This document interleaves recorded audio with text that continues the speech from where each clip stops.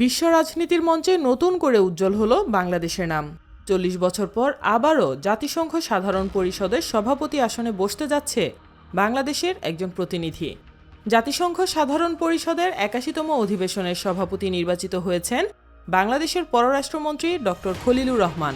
Having obtained the required majority, His Excellency Khalilur Rahman of Bangladesh has been elected President of the General Assembly at its 81st session.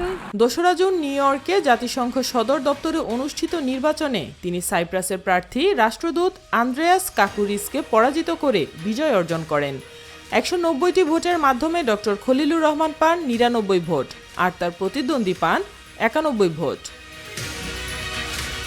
আগামী September থেকে শুরু হওয়া ৮১তম অধিবেশনে তিনি ১ বছরের জন্য বিশ্বের বৃহত্তম বহুপাক্ষিক ফোরামের নেতৃত্ব দেবেন। নির্বাচনের পর ডক্টর খলিলুর রহমান বিশ্ব শান্তি, সংঘাত প্রতিরোধ, টেকসই উন্নয়ন এবং জাতিসংঘের বিভিন্ন লক্ষ্যমাত্রা বাস্তবায়নে কাজ করার অঙ্গীকার ব্যক্ত করেন।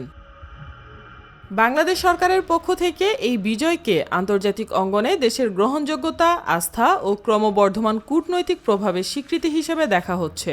১৯৮৬ সালে জাতিসংঘ সাধারণ পরিষদের ৪১তম অধিবেশনের সভাপতি ছিলেন বাংলাদেশের প্রখ্যাত কূটনীতিক হুমায়ুন রশিদ চৌধুরী। ৪ দশক পর সেই ইতিহাসের পুনরাবৃত্তি ঘটিয়ে বিশ্ব কূটনীতির কেন্দ্রবিন্দুতে আবারও জায়গা করে নিল বাংলাদেশ। সাইমা আক্তার, নিরপেক্ষ। নিরপেক্ষ, সত্য প্রকাশে আপোষহীন।